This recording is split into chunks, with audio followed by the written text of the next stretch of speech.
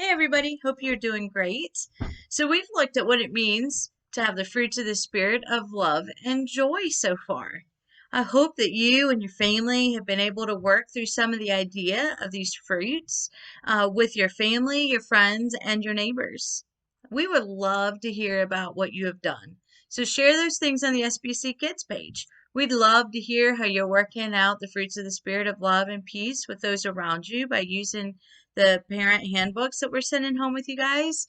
And also, if you guys did the sand crosses a couple weeks ago, we'd love for you guys to take a picture of that and put that on the SBC Kids page as well. We hope you guys are having a great time as a family as you're talking through and thinking through what these different fruits of the Spirit look like in our lives as we cultivate them in our hearts. So we are staying in Galatians 5, of course. And remember, Galatians 5:22 and 23 says, "But the fruit of the Spirit is love, joy, peace, patience, kindness, goodness, faithfulness, gentleness, and self-control. Against such things there is no law." So what does it mean to have peace? If I asked you where you felt the most at peace, what would you say? Maybe it's a quiet day at the ocean, listening to the ocean waves crashing against the sand. Maybe it's just a quiet day at home with nothing to do. Maybe it's a cabin in the woods in the mountains where you can watch the scenery, watch the pretty sunsets. Is that where you're most at peace? Guess what? I can go to the ocean and still feel anxious. I can go to the cabin in the woods and my soul still not be at rest. I could be sitting at home watching TV with nothing else to do, and I'm still not at peace. So, what does peace mean? When Pastor Scott preaches about peace, he gives us a great definition. Do you remember what it is? It is the settled state of our soul.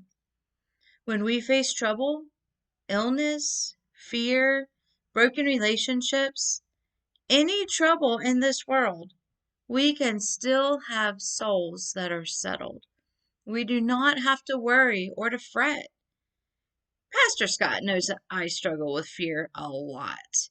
And recently, I had a situation that caused me to have great fear. As he was talking to me, he said, "Honey, it's okay to be afraid, but you are going to have to fight every single day not to let that fear control you." You see, trust brings peace.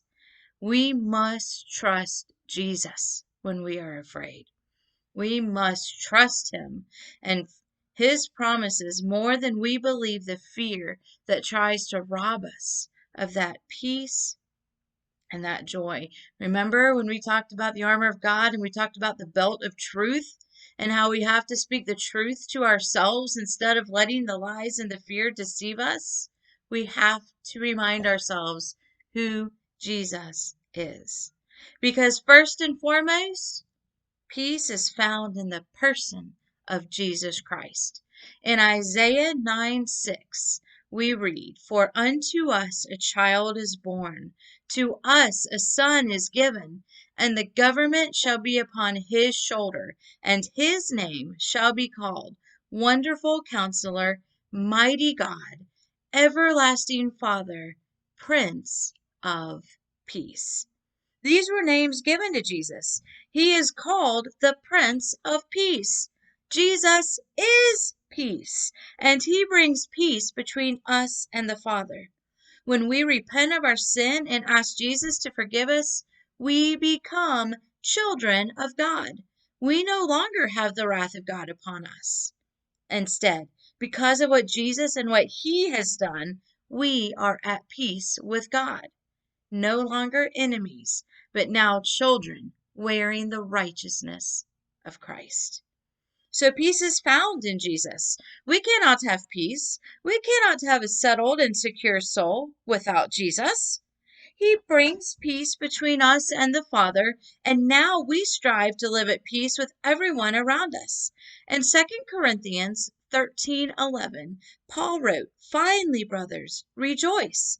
Aim for restoration, comfort one another, agree with one another, live in peace, and the God of love and peace will be with you. So we aim for restoration and we aim for peace with each other. When someone hurts us or wrongs us in some way, we forgive. We don't hang on to that hurt and try to hurt them back. We reconcile when we are sinned against, or when we sin against others. We seek restoration. We seek forgiveness and reconciliation. We are quick to forgive, and we must be quick to forgive others and to ask for forgiveness when we have wronged others. So we can go to that beach and watch the waves. We can go to the cabin in the mountains and enjoy the beautiful scenery. We can feel calm, but we cannot know true peace until we know Jesus, because He is the very definition of peace. And only His work on the cross can bring that secured state of our soul before the Father. Only He can make us children filled with peace rather than enemies facing wrath.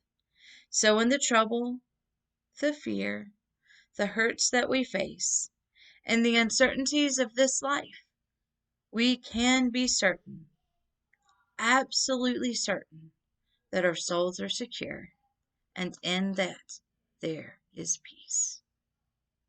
Hope you guys are full of peace this week. Let us know if you have any questions, if you have any ways we can pray for you. We love you guys, and we'll see you soon.